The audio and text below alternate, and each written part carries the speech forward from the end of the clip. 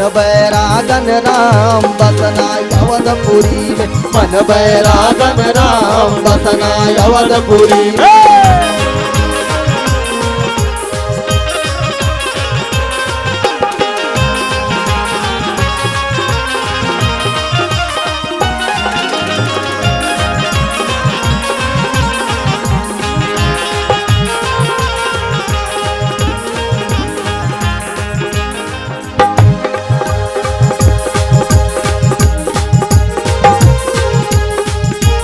वही रे अयोध्या में दुई गो बिरिछवा, अयोध्या में दुई गो बिरिछवा, वही रे अयोध्या में दुई गो बिरिछवा, दुई गो बिरिछवा हो दुई गो बिरिछवा।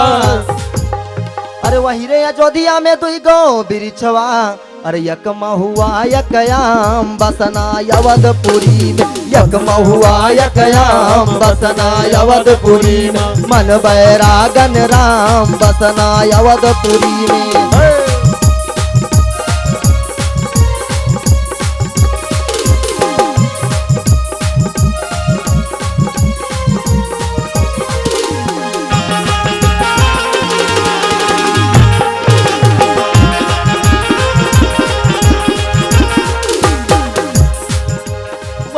अयोध्या में होत बा भजनिया, होत बा भजनिया हो, होत बा भजनिया, वही रे अयोध्या में होत बा भजनिया, होत बा भजनिया हो, होत बा भजनिया। अरे वही रे अयोध्या में होत बा भजनिया, अरे यक सुबह यक शाम बसना अवधपुरी में, यक सुबह यक शाम बसना अवधपुरी में, मन बैरागन राम बसना अवधपुरी में।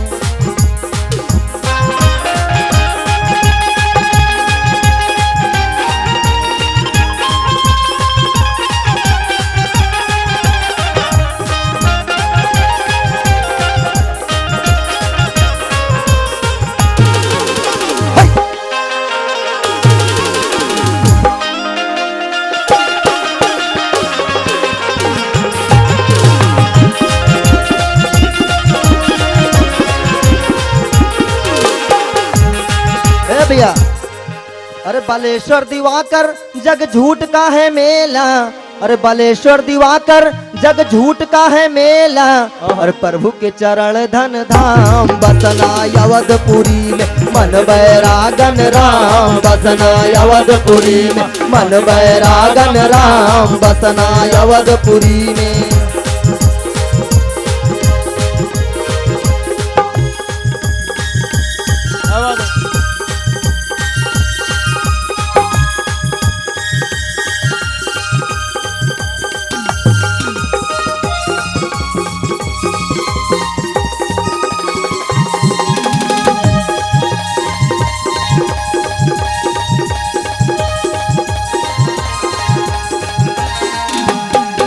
अयोध्या में दुई गो मनैया, दुई गो मनैया हो, दुई गो मनैया, वही रे अयोध्या में दुई गो मनैया, दुई गो मनैया हो दुई गो मनैया। अरे वही रे अयोध्या में दुई गो मनैया, अरे यक लक्ष्मण यक राम बसना अवधपुरी में, यक लक्ष्मण यक राम बसना अवधपुरी में, मन बैरागन राम बसना अवधपुरी में, मन बैरागन राम बसना अवधपुरी में, मन बैरागन राम बसना अवधपुरी में, मन बैरागन राम बसना अवधपुरी में, मन बैरागन राम बसना अवधपुरी। अमीरी का पर्दा हटा कर तो देखो, क्योंकि हर इंसान अमीर नहीं बन सकता। अगर हर इंसान के पास सुख आ जाए तो झेलेगा, दुख सुख की गगरी देखेगा, क्योंकि कहते हैं कि 2 पल की जिंदगी है, एक पल में सांस अंदर, दूसरे पल में बाहर। इसलिए अमीरी का पर्दा हटा कर तो देखो, क्यों फकीरों की राहों में जाकर तो देखो, फकीरों की राहों में जाकर तो देखो, भुला दोगे दुख सारे तुम जिंदगी के, भुला दोगे दुख सारे तुम जिंदगी के। अरुण भैया, आप साईं बाबा के बड़े दीवाने हैं। साईं बाबा की फोटो लगी आपके कमरे में, इसीलिए भुला दोगे दुख सारे तुम जिंदगी के। एक बार हाथ उठाइएगा सभी लोग और तालियां मार के। साईं से नजरे मिला कर तो देखो, साईं से नजरे मिला कर तो देखो।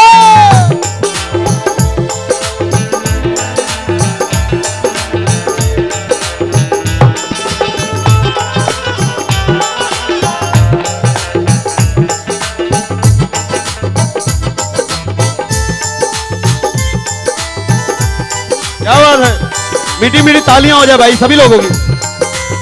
वाह जी वाह वाह।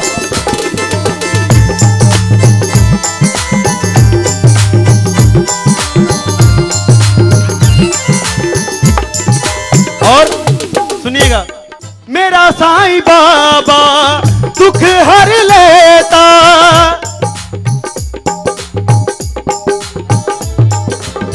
मेरा साईं बाबा दुख हर लेता, झोलियां भरता सबकी और प्यार देता, झोलियां भरता सबकी और प्यार देता। क्यों? हेलो।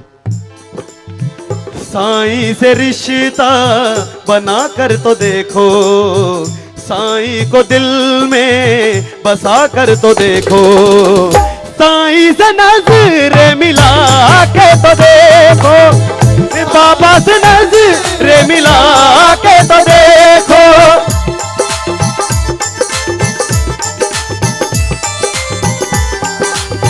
क्या बात। पाँव में छाले मुखड़े पे लाली, मुखड़े पे लाली, मुखड़े पे लाली, पाँव में छाले मुखड़े पे लाली,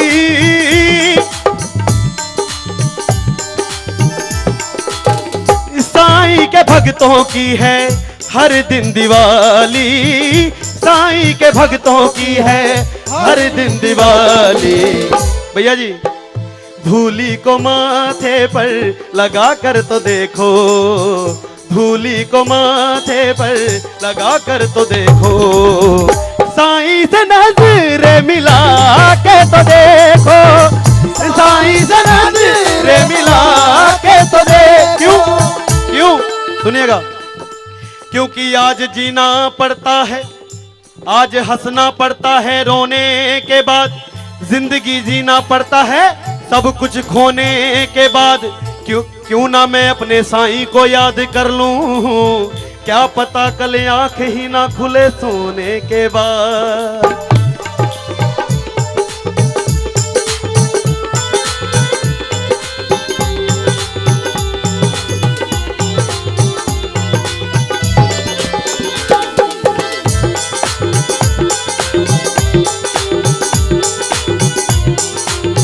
और देखिएगा, जो मेरे साईं को मानता है, आए है मेरे साईं बाबा तुम हो निराले, मेरे साईं बाबा तुम हो निराले, मेरे साईं बाबा तुम हो निराले, तुम हो निराले, तुमसे ही भक्तों के हैं दिल में उजाले, तुमसे ही भक्तों के हैं दिल में उजाले।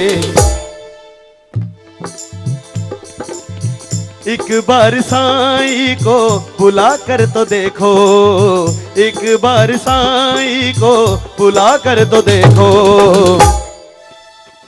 सभी लोग एक बार हाथ उठाइएगा, सभी लोग जिनको अच्छा लग रहा है थोड़ी तालियां मार के। एक बार साईं को बुला कर तो देखो, बाबा से नजर मिला के तो देखो, साईं से नजर मिला के तो देखो, अमीरी का पर्दा हटा कर तो देखो, अमीरी का पर्दा हटा कर तो देखो, साईं से नजर मिला के तो देखो, साईं से नजर मिला के देखो। मेरा साईं मेरा बाबा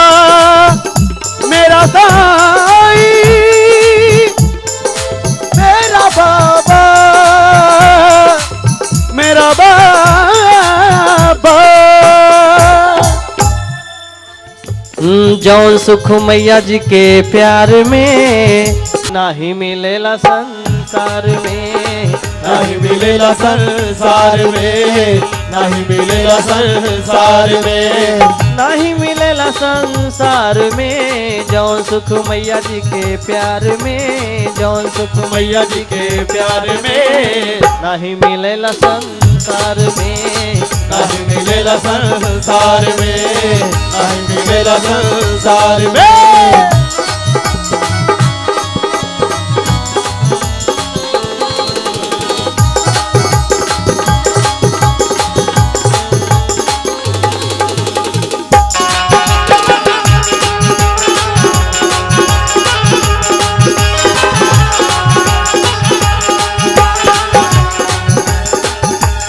ए भैया 9 दिन नवरात्र में कथवा हम सुननी, कन्या खियाई माई हवन करवली। 9 दिन नवरात्र में कथवा हम सुननी, कन्या खियाई माई हवन करवली। अरे जवन सुख आदर सत्कार में हो, जौन सुख आदर सत्कार में, जौन सुख आदर सत्कार में नहीं मिलेला संसार में, नहीं मिलेला संसार में, नहीं मिलेला संसार में जौन सुख मैया जी के प्यार में, जौन सुख मैया जी के प्यार में, नहीं मिलेला संसार में, नहीं मिलेला संसार में।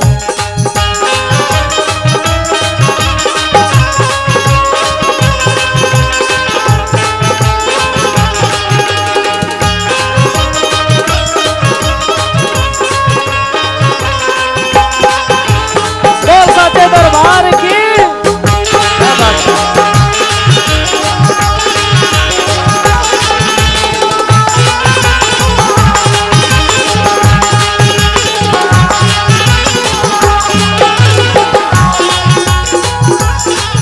भैया हमके तू दे दा चरनिया के धूल, मन में खिला दा खुशी के तू फूल।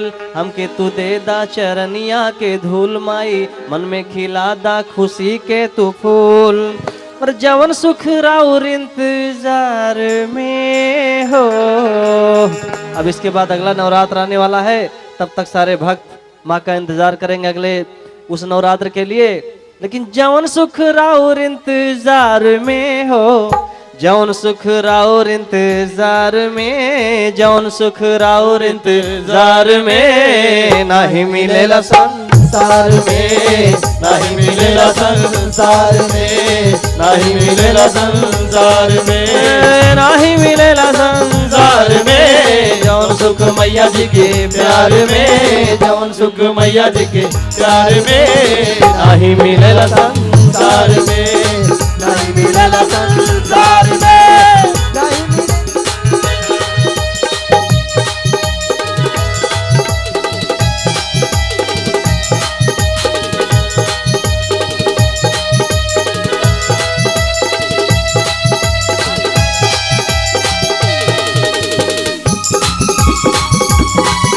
बोल साचे दरबार की, बोल मैया के प्यार की, बोल श्याम बहार की।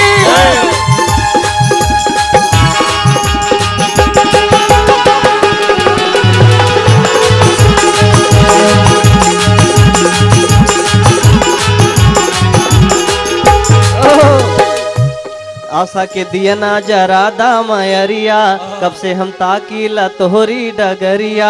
आशा के दिया ना जला दा मयरिया, कब से हम ताकीला तोहरी डगरिया। जवन सुख राउर पुचकार में हो, माँ का पुचकार याद आता है। जितने लोग यहाँ बैठे हैं, माँ जब पुचकारती है अपने औलाद को, तो जो वो सुख होता है, हमें कोई बता दे कि क्या उससे बड़ा कोई सुख हो सकता है? कोई सुख दुनिया में, रुपया पैसा, हवाई जहाज पे उड़ने पे, बैठने पे, राष्ट्रपति सम्मान पुरस्कार मिलने पे, लेकिन जो माँ पुचकार के खाना खिलाती है अपने हाथों से, मुन्ना खा लो बाबू, खा ले बेटा, वो सुख क्या कहीं मिल सकता है? तो जवन सुख राउर पुचकार में नहीं मिलेला संसार में, नहीं मिलेला संसार संसार में, जौन सुख मैया जी के प्यार में, जौन सुख मैया जी के प्यार में नहीं मिलेला संसार में, नहीं मिलेला संसार में, नहीं मिलेला संसार में, नहीं मिलेला संसार में। जन्म जन्म ले करब हम भक्ति, जन्म जन्म ले करब तोहरे हम भक्ति, तोहरे कृपा से मिली हो मुक्ति, तोहरे कृपा से मैया मिलेला मुक्ति। दिवाकर फसल मझधार में हो, दिवाकर फसल मझधार में नहीं मिलेला संसार में, नहीं मिलेला संसार में, नहीं मिलेला संसार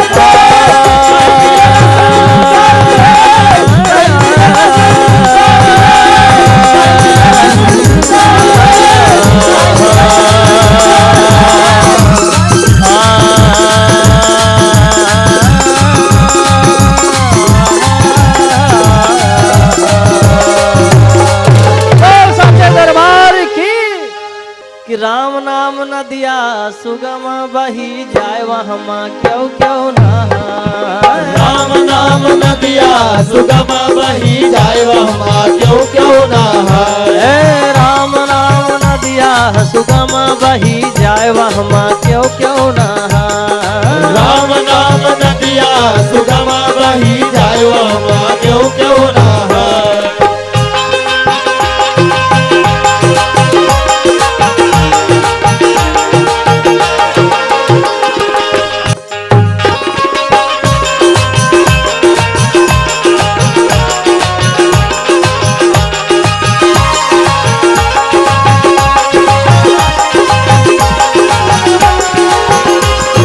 ब्रह्मा नहाने विष्णु नहाने, ब्रह्मा नहाने विष्णु नहाने, अरे ब्रह्मा नहाने विष्णु नहाने, नहाने विष्णु नहाने, अरे शंकर नहाने हो क्या बात है, अरे शंकर नहाने अपन डमरू बजाए वहाँ क्यों क्यों नहाए, शंकर नहाने हो डमरू बजाए वहाँ क्यों क्यों नहाए, राम नाम नदिया सुगम बही जाए वहाँ क्यों क्यों नहाए।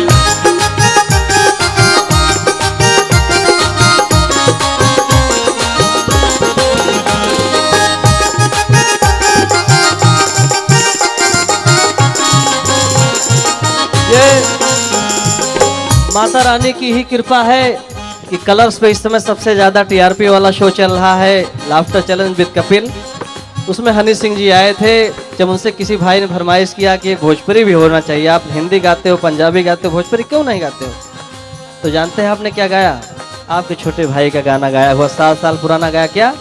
कॉलेज में मॉडल आइल बा, होए होए होए होए होए, हर लइका पगलाइल बा, होए होए, कॉलेज में मॉडल आइल बा, हर लइका पगलाइल बा, सबसे हसीन बा, सबसे जवान बा, गजब समान बा, 5 फुट हाइट बा, मामला टाइट बा, 5 फुट हाइट बा, मामला टाइट बा, 5 फुट हाइट बा, मामला टाइट बा।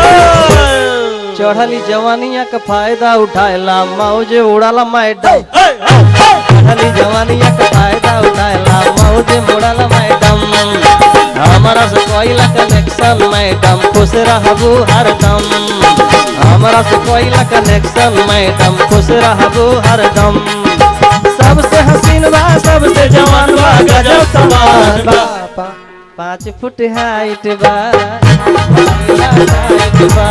जो तालियां होनी चाहिए। अरे ब्रह्मा नहाने विष्णु नहाने, ब्रह्मा नहाने विष्णु नहाने, ब्रह्मा नहाने विष्णु नहाने, ब्रह्मा नहाने विष्णु नहाने, अरे शंकर नहाने वहाँ क्यों क्यों नहाए, राम राम नदिया कमर बजाए वहाँ क्यों क्यों नहाए, राम राम नदिया सुगम बही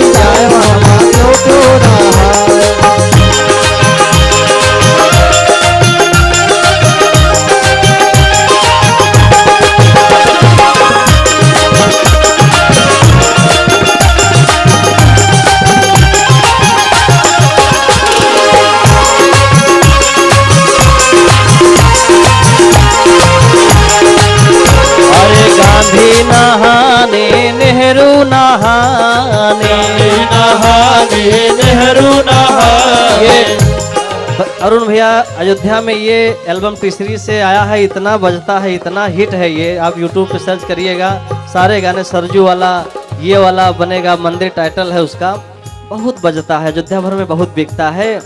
इतना प्यार से गांव की महिलाएं, ये पारंपरिक भजन है, मेरा नहीं कुछ इसमें है, कुछ शब्द हमने जोड़े हैं, पारंपरिक भजन है। लेकिन देखिए पारंपरिक चीज हमेशा अमर होती है। अरे गांधी नहाने नेहरू नहाने, नेहरू नहाने। अम्बेडकर नहाने हो, अरे जिया हो भैया जिया। अम्बेडकर नहाने संविधान हमारा चाहे वह क्यों क्यों नहाए। अम्बेडकर नहाने संविधान हमारा चाहे क्यों क्यों नहाए। अरे माया नहानी मुलायम नहाने, माया नहानी मुलायम नहाने। अरे माया नहानी मुलायम नहाने, माया नहानी मुलायम नहाने। अरे लालू नहाने हैं घास खाए खाए वह क्यों क्यों। लालू नहाने हो घास खाए खाए वहाँ क्यों क्यों नहाए।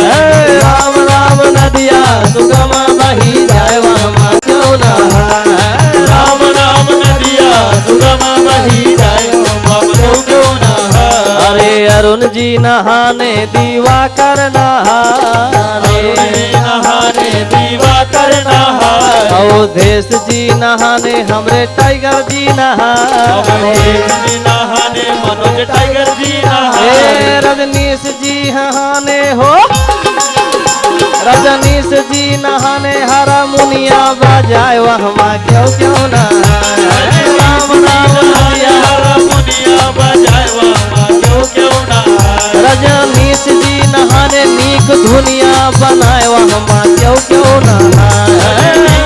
नहाने नीक धुनिया बनाए वहाँ क्यों क्यों नहाए। राम राम नदिया सुगम बही जाए वहाँ क्यों क्यों नहाए। राम राम नदिया सुगम बही जाए वहाँ क्यों क्यों नहाए। राम राम नदिया सुगम बही जाए वहाँ क्यों क्यों नहाए। राम राम नदिया सुगम बही जाए वहाँ क्यों क्यों नहाए। राम राम नदिया सुगम बही जाए वहाँ क्यों क्यों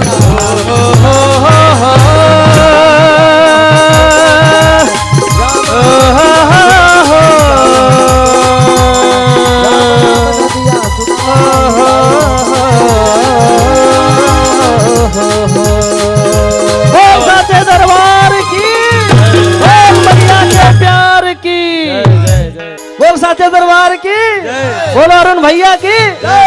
ये हुई दिल की आवाज। चलते हैं। जय माता दी, जय मेरे भाइयों, जय चंदीपुर, जय प्रतापगढ़। दिवाकर से गुण गवाईदा, सुनी है दुर्गा भवानी। हे भौजी मंदिर सजाईदा,